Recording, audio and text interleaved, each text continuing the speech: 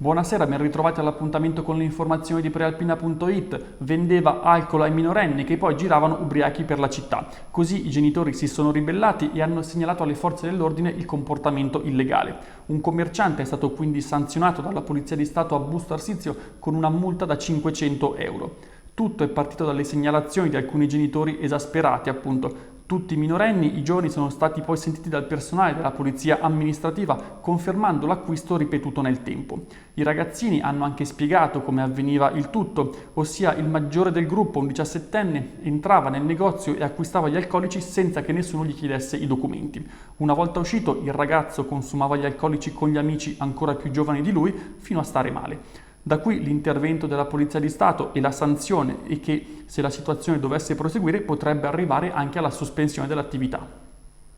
Restiamo sulla cronaca, ma spostiamoci a Rho. È un uomo di 92 anni la vittima dell'ennesima tragedia ferroviaria avvenuta oggi alla stazione di Piazza Libertà. Intorno alle 11:10 l'anziano è stato travolto da un treno merci di passaggio sulla linea. Sul posto, oltre agli agenti della Polizia Ferroviaria e ai carabinieri, è arrivato anche il magistrato di turno della Procura della Repubblica di Milano. Sembra che la vittima sia deceduta sul colpo e dopo l'urto con il treno, ma sono in corso indagini per accertare se si sia trattato di un gesto volontario oppure di un incidente, e a questo tema è dedicato un approfondimento su Prealpina.it.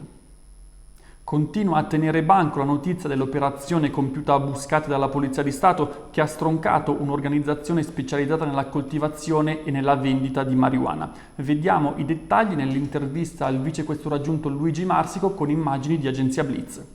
Forse è una delle poche volte che in provincia di Varese o di Milano viene trovata una coltivazione così grande.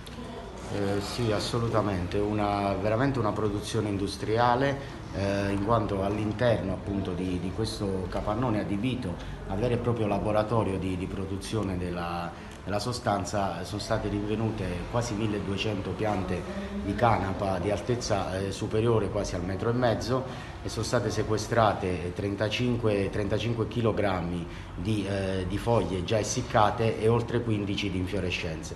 I soggetti tratti in arresto sono 5 cittadini albanesi.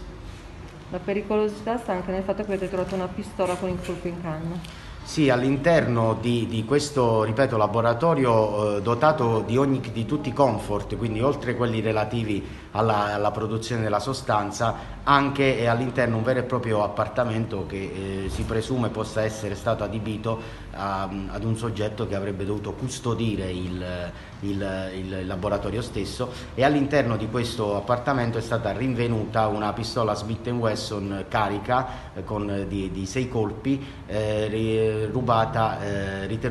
risultata essere rubata. È ipotizzabile che sia più redditizio coltivare la droga piuttosto che importarla?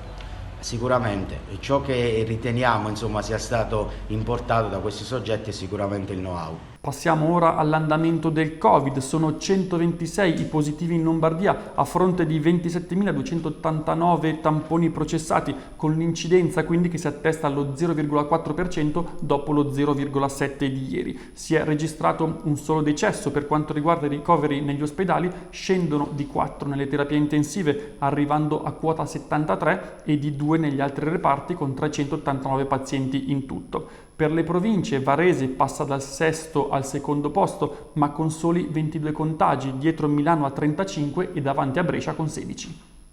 E sul nostro sito trova spazio anche l'ipotesi di Giorgio Merletti, candidato sindaco del centrodestra alle prossime amministrative di Varese. Già presidente nazionale di Confartigianato, Merletti sarebbe il profilo civico al quale la coalizione guarda come alternativa alla discesa in campo del leghista Marco Pinti o del moderato Carlo Baroni.